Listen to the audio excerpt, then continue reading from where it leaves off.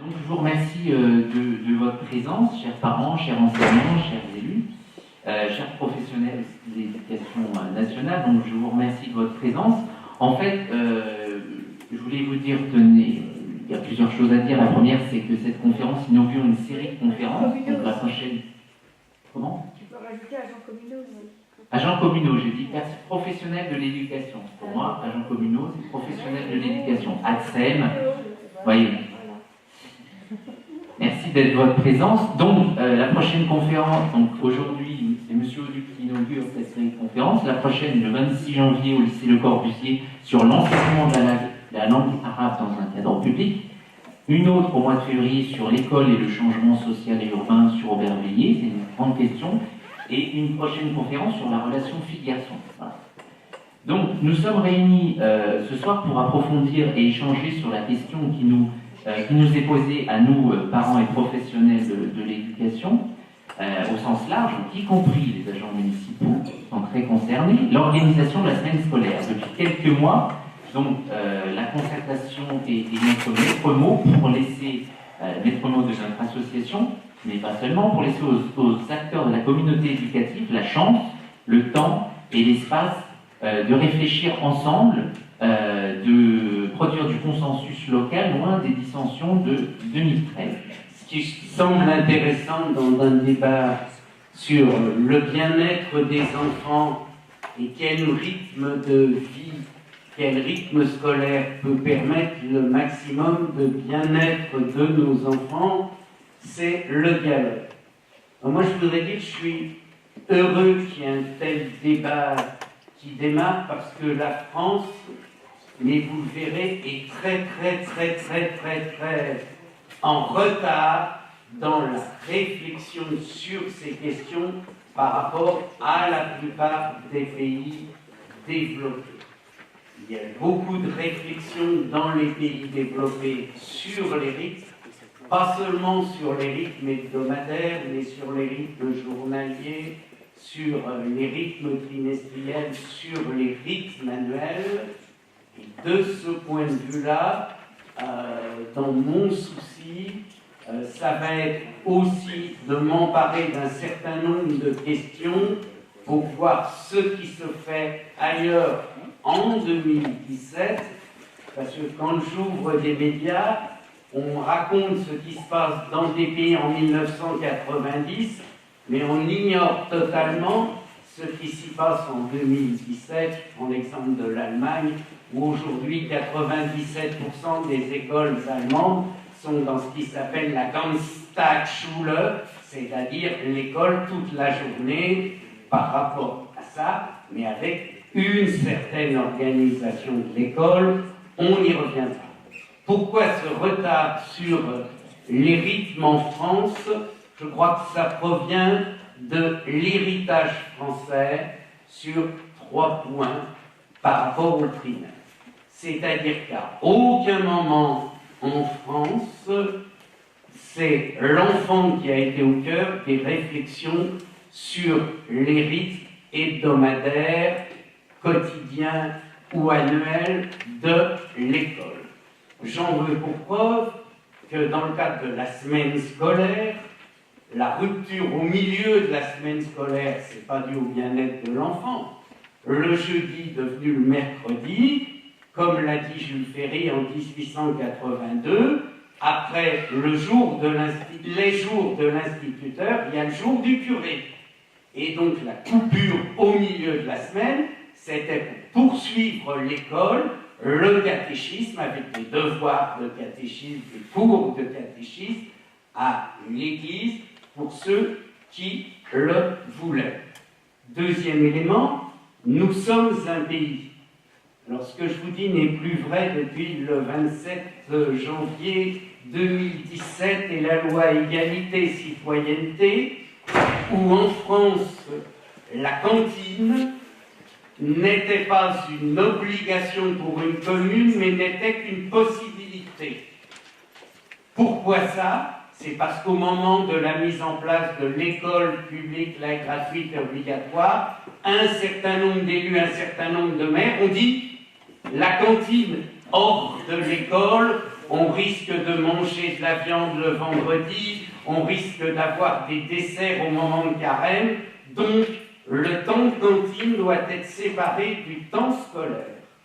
Ce qui fait que quand je regarde une carte de comparaison européenne, la caractéristique des journées françaises par rapport à tous les autres pays, c'est la séparation de la cantine, 2 heures de séparation de cantine, alors qu'en moyenne, dans les pays d'Europe et les pays développés, c'est au maximum 1 heure. Et elle fait partie de l'obligation de présence à l'école. Je reviendrai sur cette caractéristique française qui est que, en France, l'obligation scolaire, c'est l'obligation d'assister aux cours, alors que dans de nombreux pays, l'obligation scolaire, c'est l'obligation d'être présent à l'école un certain nombre d'heures, les cours étant en gros les 2/3 de cette présence à l'école.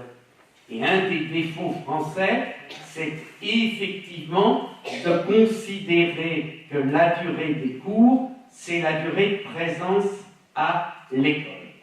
Et troisième partie sur les rythmes annuels, nous sommes partis, toujours Jules Ferry, dans la France paysanne, de son fameux discours sur les rythmes de l'école doivent permettre le travail en France. C'est pourquoi je m'engage à ce qu'il n'y ait aucune classe du début des moissons à la fin des vendanges. Fin de citation Jules Ferry, 1882. C'est pourquoi on a une telle durée des vacances scolaires. Donc en France, on a une tradition qui pèse par rapport au rythme. Cela étant dit, ce qui doit nous guider, c'est l'intérêt de l'enfant et l'intérêt du jeune, mais j'ai tenu à faire cette vision historique pour voir d'où on vient et l'absence de réflexion qu'on a pu avoir. La France se caractérise aussi par autre chose, c'est ce que j'appellerais la confusion des âges. Nous vivons un pays où, entre 3 et 18 ans, il y a très peu de réflexion sur la progressivité des âges, où effectivement nous avons des situations qui sont du pré-enfant, de l'enfant, de l'adolescent, du jeune adulte, sans qu'effectivement il y ait une réflexion sur les rythmes propres de chacun de ces individus. Et notre système scolaire, par rapport à ça, s'inscrit là-dedans. Nous sommes un pays, ce n'est pas une critique par rapport aux enseignants, je l'ai été, mais c'est une analyse particulière sur la prise en compte du besoin de l'enfant, où il y a un enseignant de primaire qui va enseigner de 13 à 12 ans, à 11 ans. C'est-à-dire pendant une période où il aura des pré-enfants et quasiment des pré-adolescents. Comment vous voulez que dans une formation, il puisse travailler sur la psychologie de l'enfant, alors qu'il faudrait qu'il ait 3 formations séparées, le pré-enfant, l'enfant, le pré-ado. Même chose pour l'enseignant du secondaire, qui va travailler avec des enfants de 12 à 18-19 ans, c'est-à-dire des ados et des jeunes adultes. Moi, j'ai toujours plaidé dans le vide pour qu'on s'inspire d'un certain nombre d'autres modèles permettant d'insérer la psychologie de l'enfant et de l'adolescent dans la formation, c'est-à-dire qu'on ait des enseignants séparés en 4, un enseignant maternel début de l'élémentaire, un enseignant de l'élémentaire avec des passerelles entre elles, un enseignant du collège, un enseignant du lycée. C'est un modèle qui existe dans la plupart des pays européens, y compris chez nos voisins belges wallons, donc pas loin, tout le monde peut le voir, et qui permet d'avoir tout un travail sur le bien-être de l'enfant et la psychologie de l'enfant. Pourquoi je dis ça? c'est que nous faisons rire jaune, mais rire la quasi-totalité des pays européens lorsque nous expliquons en France que c'est les mêmes rythmes maternels et élémentaires. Aucun pays d'Europe n'a ce genre d'Europe développé, je mets l'Australie, le Canada, etc., n'a ce genre de réflexion. Point numéro 1, il n'y a pas un rythme de l'enfant entre 3 et 11 ans, il y a plusieurs rythmes, et de ce point de vue-là, la France est très en retard et elle a appliqué sur un modèle généraliste des modèles qui ne valaient pas. Donc soyons clairs, il y a un rythme pour l'enfant 3-6 ans, il y a un rythme pour le 7-11 ans, il y a d'autres rythmes, comme ça c'est essentiellement des parents de primaire, mais on pourra y réfléchir sur les 12-16 ans, on l'évoque un peu, il y a d'autres rythmes sur les préadultes, mais nous sommes le seul pays que je connaisse qui dit il y a un rythme de l'enfant. Nous avons inventé en France un enfant sans âge et sans sexe. Au fond, on est les seuls disciples en France du concile de Nicée qui parlait des anges êtres sans âge et êtres sans sexe. Donc, de ce point de vue-là, oui, il y a une nécessité d'avoir un rythme pour les 3-6 ans dans ce passage extrêmement difficile de la famille à la socialisation, de la socialisation à la scolarisation, et par rapport à ça, ça signifie des rythmes effectivement peu élevés, un besoin de sieste au cours de la journée de manière importante. Donc, de ce point de vue-là, un rythme de 4 jours adapté avec des siestes à l'enfant, parfaitement adapté, et je suis heureux que l'Association des mères de France, ayant été faire une enquête à l'étranger, a découvert effectivement qu'on ne pouvait pas parler des rythmes de l'école primaire, mais qu'il fallait parler, c'est sorti il y a 2 jours, des rythmes maternels et des rythmes de l'école élémentaire, et vous allez voir qu'ils vont avancer. Sur les problèmes des 5-11 ans, on est dans une période qui est la période de l'enfance, qui va se terminer par la période de la sortie de l'enfance. Il y a des enjeux forts pendant cette période qui sont autour de la notion d'équilibre.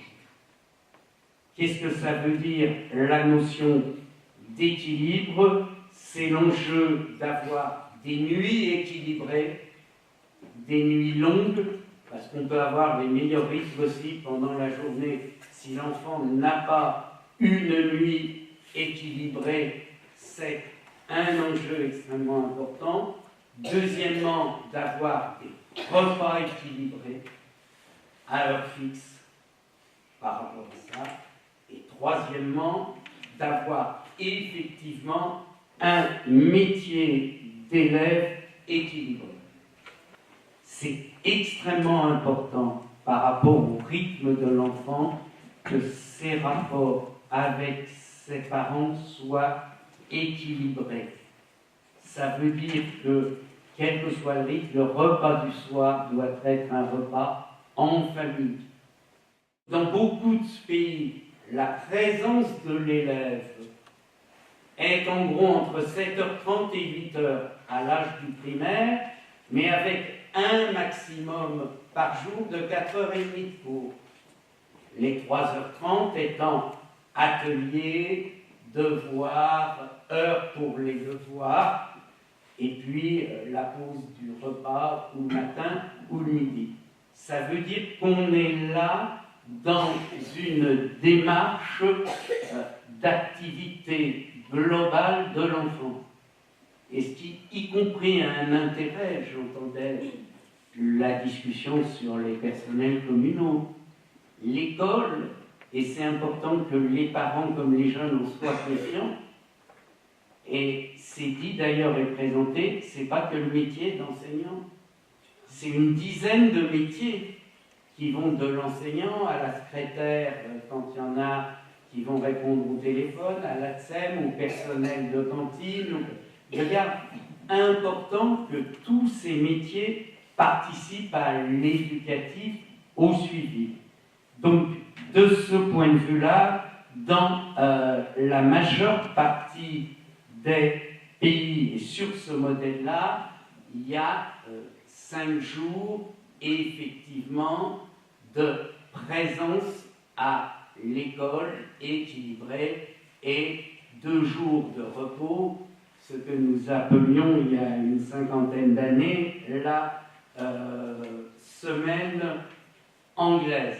Mais vous voyez bien que posant ça, ça veut dire que ça signifie une réflexion sur l'organisation de la journée scolaire par rapport à ces questions. Ça signifie une réflexion sur l'obligation ou la latitude. Dans ces pays, les périodes de devoir, les ateliers, sont obligatoires parce qu'on juge effectivement qu'aux yeux d'un certain nombre de parents, et souvent les parents les plus éloignés de l'école, l'obligation signifie que c'est sérieux. Si ce n'est pas obligatoire, ça n'apparaît pas toujours sérieux. Donc, pour moi, l'enjeu, effectivement, c'est de recomposer un temps scolaire qui permette à tous les jeunes d'avoir le savoir dans les meilleures conditions pédagogiques, et l'application de ce savoir, c'est ça, les activités périscolaires. J'avais préparé mon intervention, et puis comme en ce moment on a lancé quand même un certain nombre d'études, il faut le temps, sur les rythmes scolaires, je vous donne ce qui sont les documents qui viennent de sortir ce matin de l'Association nationale des directeurs éducation des villes, qui ont fait une étude comparée dans des villes en prenant effectivement un certain nombre d'éléments. Je vous cite l'extrait. Quand les enfants sont non pas d'activités périscolaires, socioculturelles, sportives, ils ont 4 fois plus de chances que les autres de se sentir angoissés à l'école et de décrocher. Fin de citation, étude de Landais. Mais ça plaît pour une réorganisation des journées scolaires et un élément de rythme scolaire pour tous par rapport à ce qu'elle est. Donc, soyons clairs, tous les pays qui réfléchissent sont dans une situation où, jusqu'à 11 ans, par rapport aux heures d'apprentissage, il ne faut pas, alors, quand on est dans les 3-5 ans, il ne faut pas dépasser 3h30 d'apprentissage. C'est clair par rapport à ça. Quand je dis apprentissage, je suis bien dans les savoirs, non pas dans des ateliers, dans des activités. Pour les 5-11 ans, toutes les études corroborent, il ne faut pas que le temps de cours dépasse, qu'il soit le matin, l'après-midi, les 5 heures par jour. Au-delà de 5 heures d'apprentissage par jour, ça ne pénètre plus à l'enfant. De ce point de vue-là, il y a un certain nombre de limites qui font l'unanimité par rapport à ça. C'est pourquoi un certain nombre de pays qui travaillent sur 5 jours, c'est 5 jours plus 3 heures d'application de cantine, de présence telle qu'elle est. Voilà ce qui en est. Sur le plan, et pour sortir des rythmes hebdomadaire. Là aussi, quand on regarde ailleurs, l'idéal pour l'enfant qui est encore un pré-enfant, c'est 1 semaine de repos toutes les 4 semaines. Parce que les rythmes bimestriels, le 7-2, il est intéressant pour une certaine cible, il est totalement illusoire pour les 15-18, il est totalement stressant pour les 3-6 ans. Qui, effectivement, si on veut qu'ils réussissent, c'est en gros toutes les 4 semaines. Il faudrait, je dis bien l'idéal et les études qui sont là. 2 semaines au bout de 7 semaines de travail, c'est à peu près valable sur, je dirais, les 8-14 ans, ça correspond à le rythme. Puis si je prends les rythmes annuels de ces découpages, ce qui apparaît, mais là aussi, je donne des pistes par rapport à des réflexions générales. Je ne dis pas que c'est l'idéal, il faut que c'est ce qui ressort des études menées. L'idéal, au fond, de la coupure annuelle, c'est 8 semaines. Et quand on regarde ce qui est là, c'est 8 semaines découpées en 2. Une partie découverte des autres, c'est-à-dire découverte du collectif, qui peut être de 2 à 3 semaines, et puis une partie dans la famille, qui est là, c'est 4 à 5 semaines. Mais les 8 semaines sont des périodes aussi où il y a une réflexion à avoir dans un projet municipal sur un moment pour travailler à la découverte des autres, à la recherche des autres.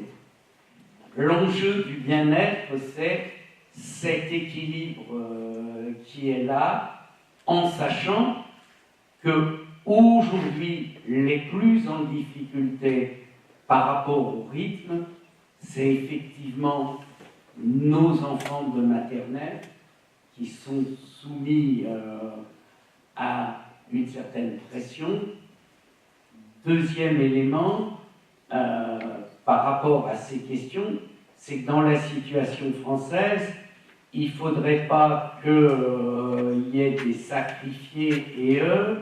L'enjeu, c'est que ça soit équilibré pour le jeune. Donc le travail, pour moi, il est autant sur le contenu de la semaine scolaire, y compris en termes d'organisation des cours, que sur le nombre de jours travaillés tel qu'il est là, mais sachons-le, dépasser 5 heures par jour d'apprentissage, dans la quasi-totalité des pays, on juge que jusqu'à 12-13 ans, c'est le maximum qu'ils peuvent supporter. Voilà ce que je voulais dire en introduction.